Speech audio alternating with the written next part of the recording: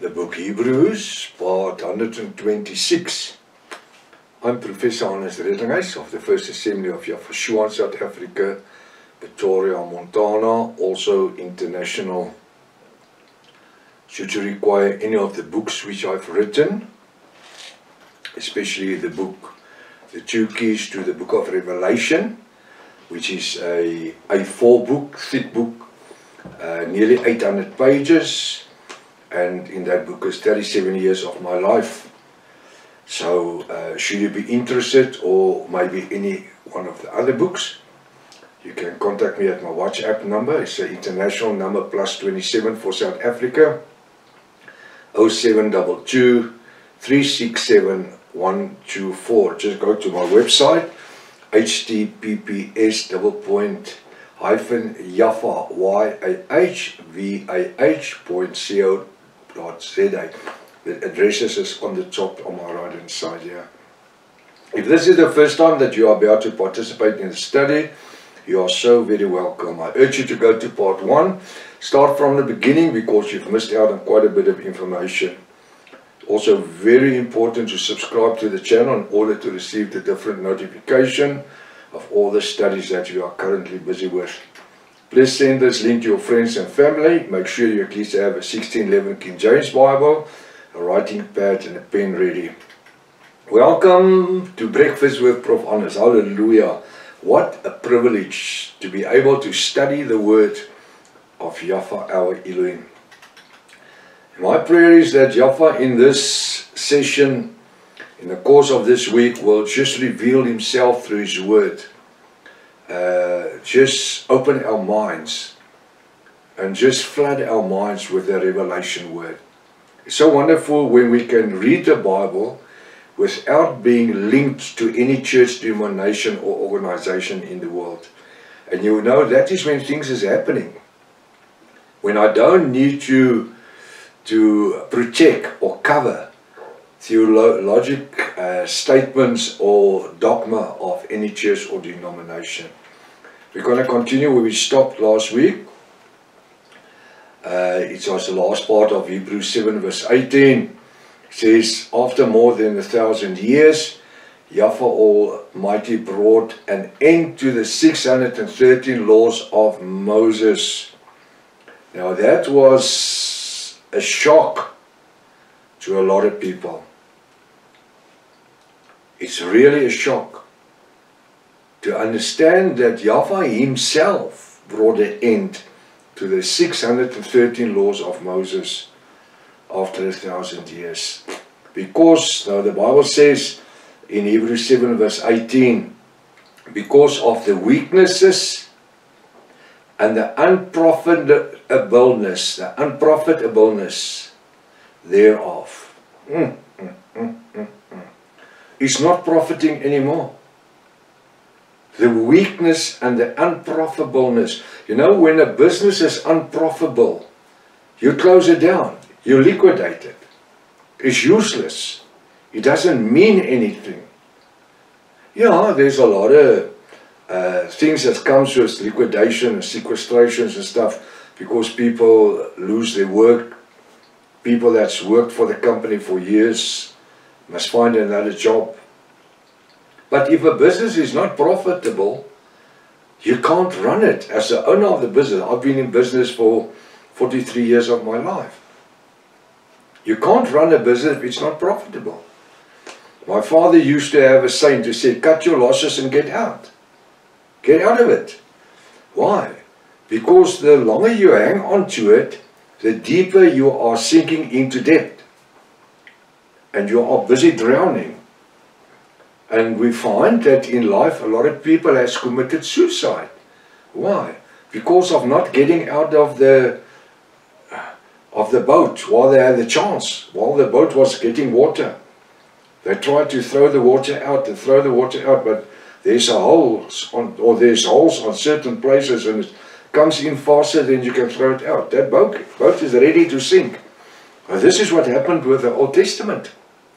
The Bible says it came to an end because of weakness.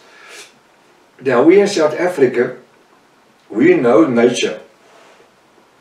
Most most probably better than most people outside of South Africa, because we live with nature. We grew up with it. And if you look at a pack of lions, when they are ready to hunt, they don't just go into the buffalo and just hunt the buffalo as they just see them.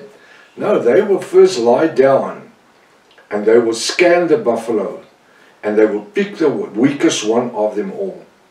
They will pick the smallest one, most probably a calf, although a lot of time the buffalo will protect the calves in the middle of the herd.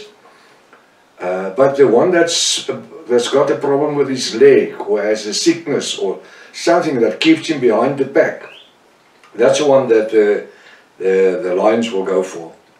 They pick the one that is the weak one. That's why there's just a word, a saying in South Africa, especially with the wildlife that we had and the wildlife parks we have, is in nature only the strong ones survive. And that's a fact.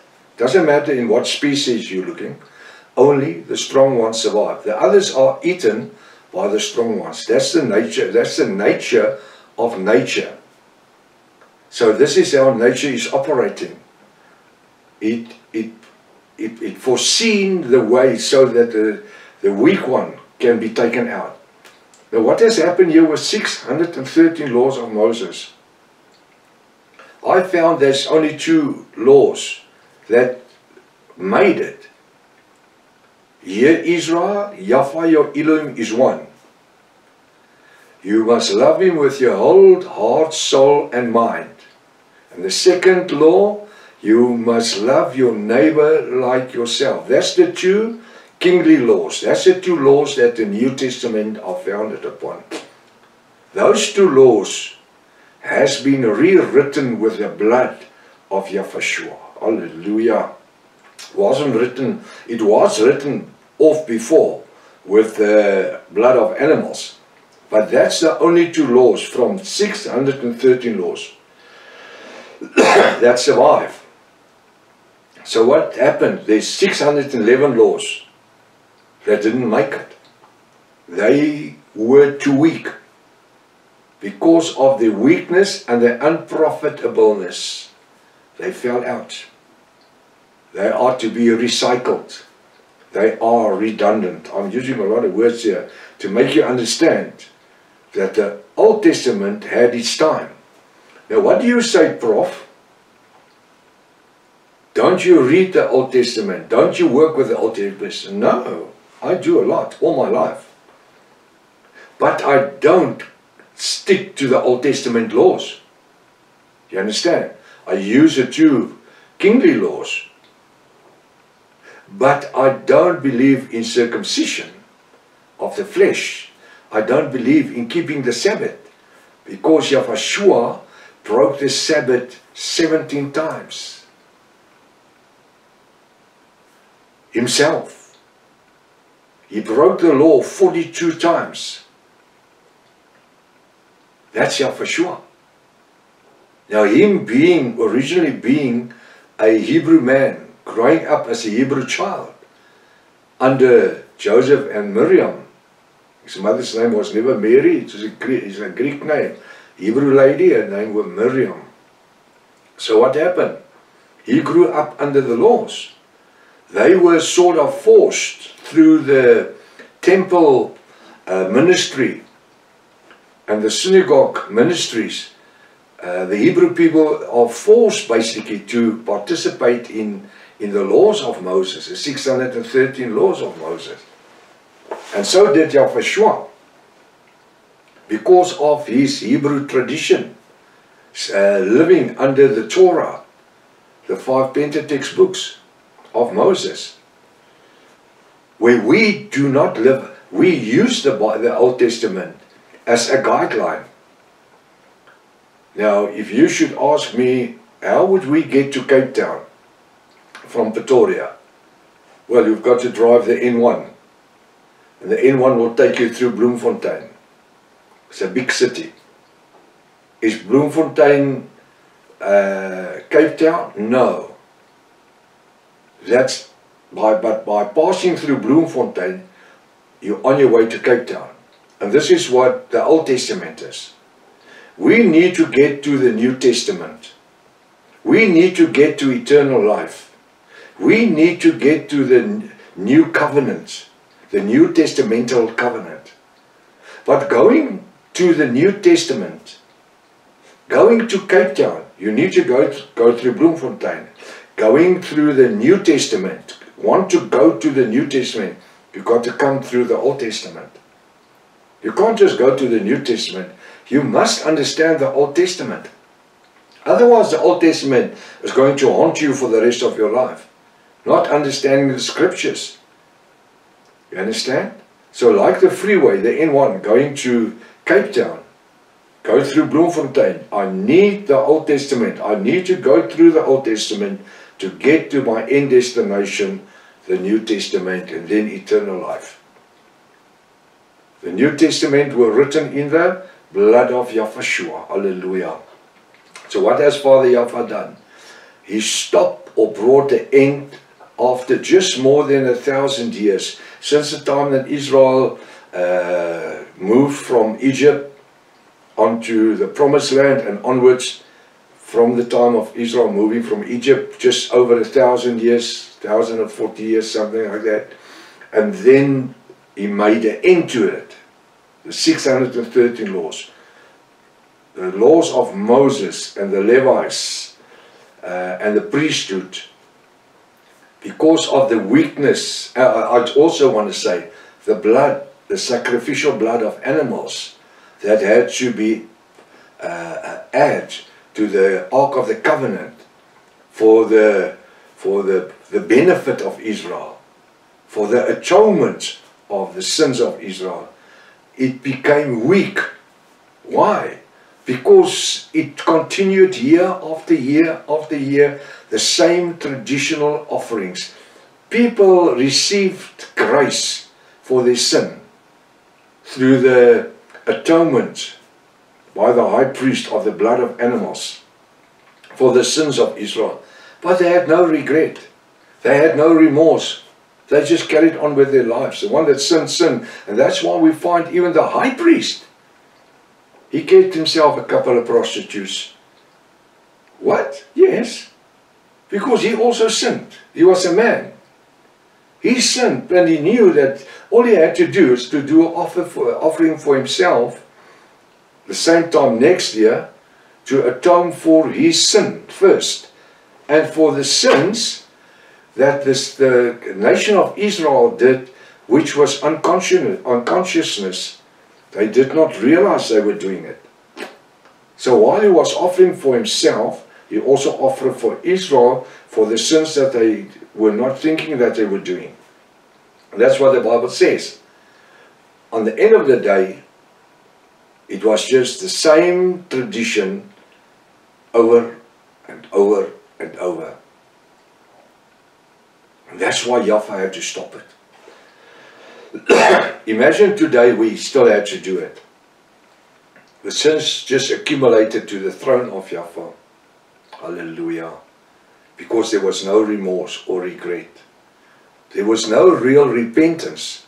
Although the high priest came and after he met with Yahweh in the cloud,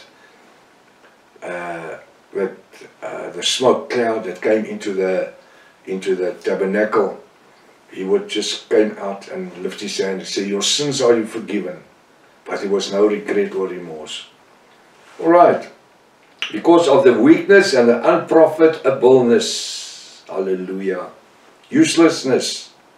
And that's not me that's saying it. Read Hebrews 7 verse 18. Read it for yourself. Do you believe the Bible? That's what he says. Now if that is what the Bible says, why would we then keep alive certain traditional laws? Like the Sabbath and the feast and the worshipping the different moons and breaking of bread and. Right? Why will we keep it alive? He says that it was stopped because of the weakness and the unprofitableness thereof. It was time for a New Testament covenant written in the redemption blood of Yahushua. Hallelujah. Do you realize? What does this mean?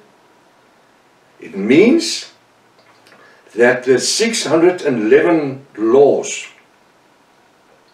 611 laws was total weak and unprofitableness because of the tradition. In this 21st century, we find that certain Protestant churches still try to give life to these 613 laws. That's the ones that remained. Remember what I said?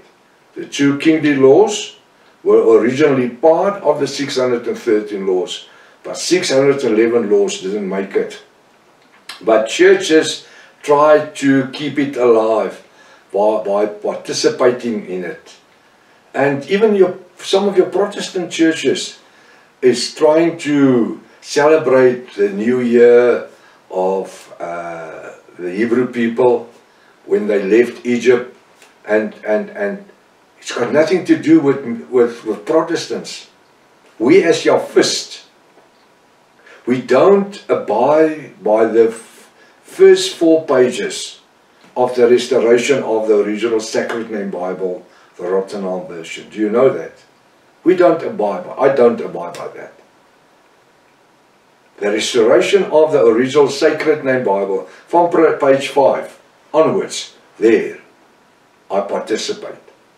Because the first 4 pages is all about the ceremonial laws of Moses, and circumcisions, and Sabbath, and. Coming to the Sabbath, Yahushua said, let every day be a Sabbath unto you. Every day must be a Sabbath. And you know what the word Sabbath means? It means day of final rest. That's what the Sabbath means. And when will be the day of the final rest? On the Sunday, for the Catholic churches and the Protestant churches, or for the Hebrew people or the Messianic people from a Friday night sundown to Saturday night sundown? No. No. The Bible says, let every day be a Sabbath unto you. You must live every day as if you are expecting Yahushua to come to Perosia us, take us away. We will continue tomorrow morning if it's Father's will. Maranatha. Yahushua is coming back again. Hallelujah.